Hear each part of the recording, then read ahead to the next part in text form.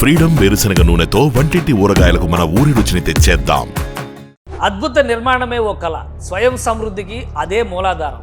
వేల మంది రైతుల త్యాగం, కోట్ల మంది తెలుగువారి మనోవాంఛ. అదే అమరావతి, నవ్యాంధ్ర రాజధాని.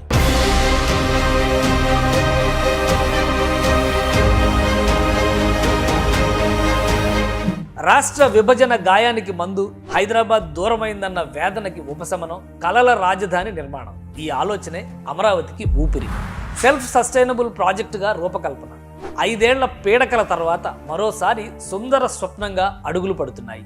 ప్రపంచంలోనే పేరు మోసిన architecture company Norman Fosters plus partners design చేసిన ప్లాన్లో ఎక్కువగా హైలైట్ అయింది అమరావతి GAD ఐకానిక్ టవర్స్.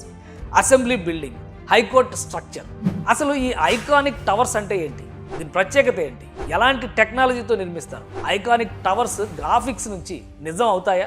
ఇది పర్మనెంట్ బిల్డింగ్ కోర్టు కాంప్లెక్స్కి సంబంధించిన ఫౌండేషన్.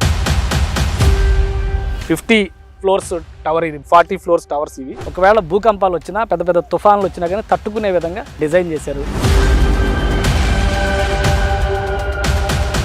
2018లో ముఖ్యమంత్రి చంద్రబాబు ఆధ్వర్యంలో GAD ఐకానిక్ టవర్స్ పనులు ప్రారంభమయ్యాయి. 41 ఎకరాల్లో 5 టవర్ల నిర్మాణమే ఈ ప్లాన్.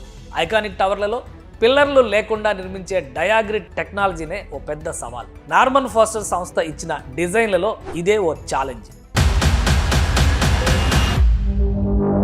డయాగ్రిడ్ టెక్నాలజీ అంటే ఏంటి? ఈ టెక్నాలజీతో ఎలా నిర్మిస్తారు? డయాగ్రిడ్ టెక్నాలజీలో 2 మేజర్ స్టెప్స్. ఒకటి raft foundation, 2 core concreting. Raft foundation అంటే పటిష్టమైన బేస్మెంట్. రాఫ్ట్ ఫౌండేషన్ నిర్మాణంలో బేస్మెంట్ కోసం గొయ్యి తవ్వి PCC plain cement concrete, water proofing, raft reinforcement నిర్మించి ఫైనల్గా కాంక్రీట్తో నింపుతారు. అందుకే 2018లో GAD టవర్స్ రాఫ్ట్ ఫౌండేషన్ 72 గంటల్లో పూర్తి చేసి రికార్డు సృష్టించారు. 13 అడుగుల లోతు, 4 మీటర్ల ఎత్తులో 5 బ్లాకులకి 20 రోజుల్లో రాఫ్ట్ ఫౌండేషన్లు వేశారు.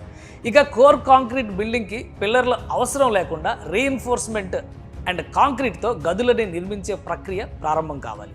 కోర్ కాంక్రీటింగ్లో slip form technology, auto climbing system సపోర్టుతో నిర్మిస్తారు. కోర్ కాంక్రీట్కి సపోర్ట్ ఇవ్వడానికే డయాగ్రిడ్ నిర్మాణం చేపడతారు. ఒక్కో ఫ్లోర్ని జాయిన్ చేస్తూ కోర్ కాంక్రీట్కి సపోర్టుగా డయాగ్నల్ ఆకారంలో ఐరన్ మెటల్ ఫ్రేమ్ని నిలబెడతారు. కానీ ఫౌండేషన్ల దశలోనే 5 ఏళ్లు పనులు ఆగిపోయాయి. పునాదులు జలసమాధి అయ్యాయి.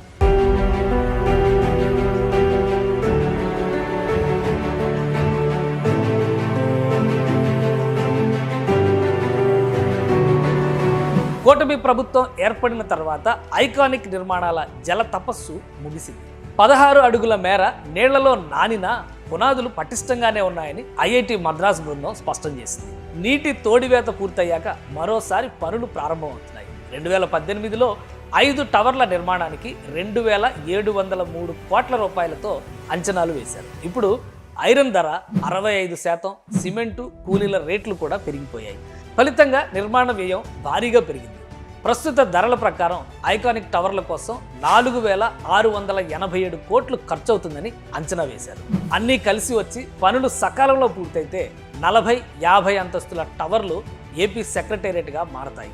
టాప్ ఫ్లోర్లో ఏపీ సీఎం ఛాంబర్ కూడా అదిరిపోయే డిజైన్లతో ఆకట్టుకోనుంది.